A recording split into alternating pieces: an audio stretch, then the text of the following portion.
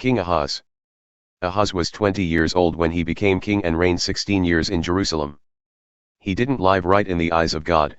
He wasn't at all like his ancestor David. Instead he followed in the track of Israel in the north, even casting metal figurines for worshipping the pagan Baal gods. He participated in the outlawed burning of incense in the Valley of Ben Hinnom and, incredibly, indulged in the outrageous practice of passing his sons through the fire, a truly abominable thing he picked up from the pagans God had earlier thrown out of the country. He also joined in the activities of the neighborhood sects and religion shrines that flourished all over the place. God, fed up, handed him over to the king of Aram, who beat him badly and took many prisoners to Damascus. God also let the king of Israel loose on him, and that resulted in a terrible slaughter. Pekah son of Remaliah killed 120,000 in one day, all of them first-class soldiers, and all because they had deserted God, the God of their ancestors. Furthermore, Zicri, an Ephraimite hero, killed the king's son Maaseiah, Azrikam the palace steward, and Elkanah, second in command to the king. And that wasn't the end of it.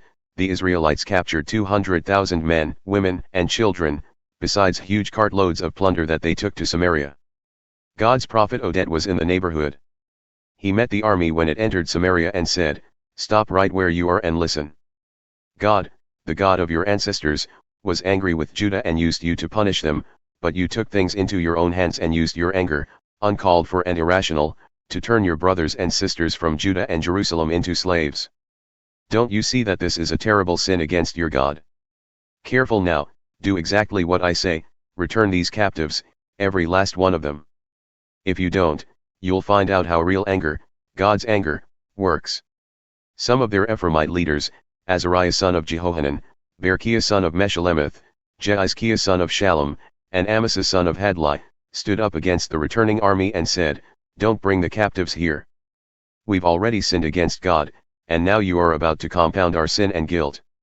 We're guilty enough as it is, enough to set off an explosion of divine anger." So the soldiers turned over both the captives and the plunder to the leaders and the people.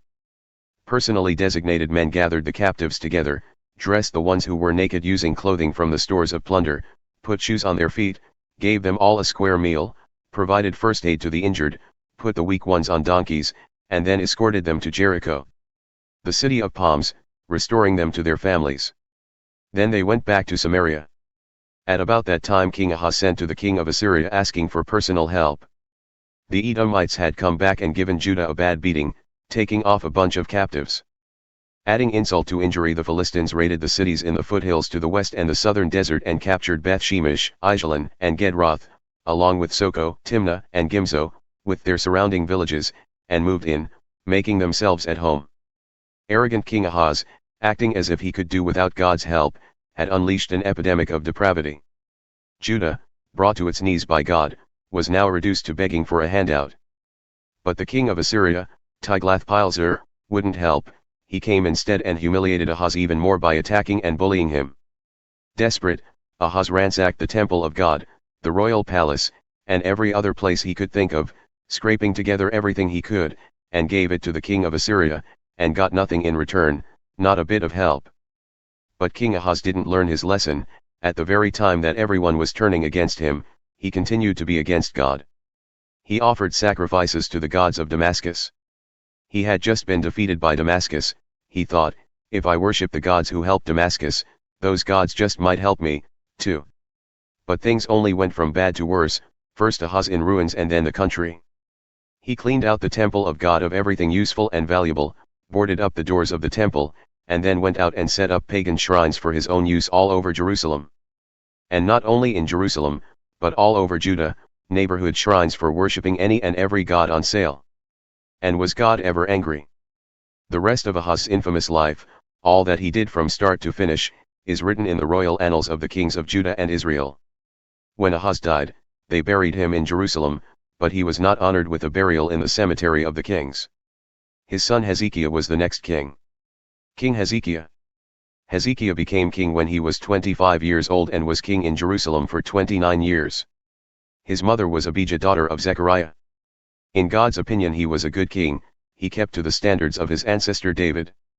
In the first month of the first year of his reign, Hezekiah, having first repaired the doors of the temple of God, threw them open to the public. He assembled the priests and Levites in the court on the east side and said, Levites, listen. Consecrate yourselves and consecrate the temple of God, give this much defiled place a good house cleaning. Our ancestors went wrong and lived badly before God, they discarded him, turned away from this house where we meet with God, and walked off. They boarded up the doors, turned out the lights, and cancelled all the acts of worship of the God of Israel in the holy temple. And because of that, God's anger flared up and he turned those people into a public exhibit of disaster, a moral history lesson. Look and read. This is why our ancestors were killed, and this is why our wives and sons and daughters were taken prisoner and made slaves. I have decided to make a covenant with the God of Israel and turn history around so that God will no longer be angry with us. Children, don't drag your feet in this. God has chosen you to take your place before him to serve in conducting and leading worship. This is your life work, make sure you do it and do it well.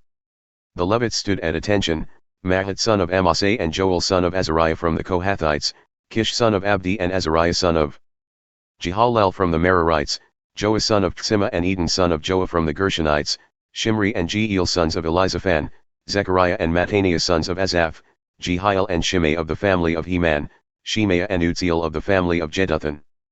They presented themselves and their brothers, consecrated themselves, and set to work cleaning up the temple of God as the king had directed, as God directed.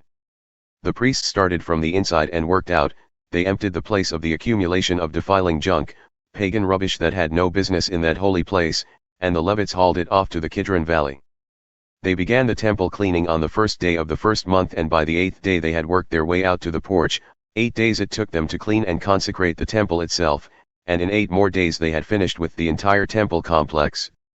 Then they reported to Hezekiah the king, "We have cleaned up the entire temple of God, including the altar of whole burnt offering and the table of the bread of the presence with their furnishings. We have also cleaned up and consecrated all the vessels which King Ahaz had gotten rid of during his misrule. Take a look, we have repaired them. They're all there in front of the altar of God." Then Hezekiah the king went to work. He got all the leaders of the city together and marched to the temple of God. They brought with them 7 bulls, 7 rams, 7 lambs, and 7 he-goats to sacrifice as an absolution offering for the royal family, for the sanctuary, and for Judah as a whole. He directed the Aaronite priests to sacrifice them on the altar of God.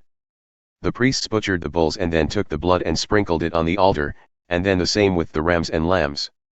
Finally they brought the goats up, the king and congregation laid their hands upon them. The priests butchered them and made an absolution offering with their blood at the altar to atone for the sin of all Israel. The king had ordered that the whole burnt offering and the absolution offering be for all Israel. The king ordered the Levites to take their places in the temple of God with their musical instruments, cymbals, harps, zithers, following the original instructions of David, Gad the king's seer, and Nathan the prophet. This was God's command conveyed by his prophets. The Levites formed the orchestra of David, while the priests took up the trumpets. Then Hezekiah gave the signal to begin. The whole burnt offering was offered on the altar. At the same time the sacred choir began singing, backed up by the trumpets and the David orchestra, while the entire congregation worshipped. The singers sang and the trumpeters played all during the sacrifice of the whole burnt offering. When the offering of the sacrifice was completed, the king and everyone there knelt to the ground and worshipped. Then Hezekiah the king and the leaders told the Levites to finish things off with anthems of praise to God using lyrics by David and Asaph the seer. They sang their praises with joy and reverence, kneeling in worship. Hezekiah then made this response: "The dedication is complete, you're consecrated to God.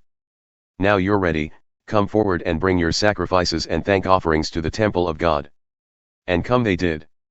Everyone in the congregation brought sacrifices and thank offerings, and some, overflowing with generosity, even brought whole burnt offerings, a generosity expressed in 70 bulls, 100 rams, and 200 lambs, all for whole burnt offerings for God.